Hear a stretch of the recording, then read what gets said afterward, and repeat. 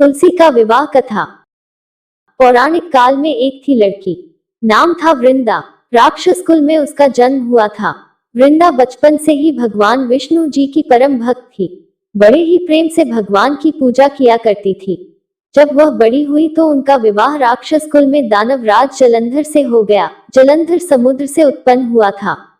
वृंदा बड़ी ही पतिव्रता स्त्री थी, सदा अपने पति की सेवा किया करती थी। एक बार देवताओं और दानवों में युद्ध हुआ। जब जलंधर युद्ध पर जाने लगे तो वृंदा ने कहा, स्वामी आप युद्ध पर जा रहे हैं, आप जब तक युद्ध में रहेंगे मैं पूजा में बैठकर आपकी जीत के लिए अनुष्ठान करूंगी, और जब तक आप वापस नहीं आ जाते मैं अपना संकल्प नहीं छोड़ूंगी। जलंधर तो युद्ध में चले गए और वृंदा व्रत का संकल्प लेकर पूजा में बैठ गई। उनके व्रत के प्रभाव से देवता भी जलंधर को जीत सके। सारे देवता जब हारने लगे तो भगवान विष्णु जी के पास गए।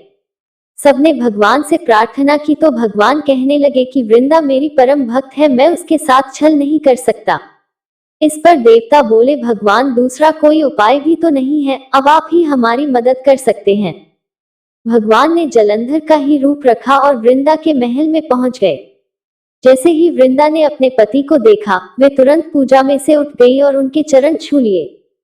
जैसे ही उनका संकल्प टूटा, युद्ध में देवताओं ने जलंधर को मार दिया और उसका सिर काटकर अलग कर दिया। उनका सिर वृंदा के महल में गिरा। जब वृंदा ने देखा कि मेरे पति का सिर तो कटा पड़ा है, तो फिर ये जो मेरे सामने खड़े हैं ये कौन है? उन्होंने पूछा, आप कौन हैं जिसका स्पर्श मैंने किया? तब भगवान अपने रूप में आ गए, पर वे कुछ ना बोल सके। वृंदा सारी बात समझ गई। उन्होंने भगवान को श्राप दे दिया, आप पत्थर के हो जाओ। भगवान तुरंत पत्थर के हो गए। सभी देवता हाहाकार करने लगे।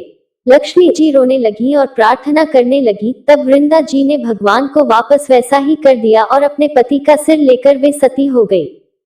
उनकी राख से एक पौधा निकला। तब भगवान विष्णु जी ने कहा, आज से इनका नाम तुलसी है और मेरा एक रूप तुलसी के पास पत्थर के रूप में रहेगा, जिसे शालिग्राम के नाम से तुलसी जी के साथ ही पूजा जाएगा और मैं बिना तुलसी जी के प्रसाद स्वीकार नहीं करूंगा।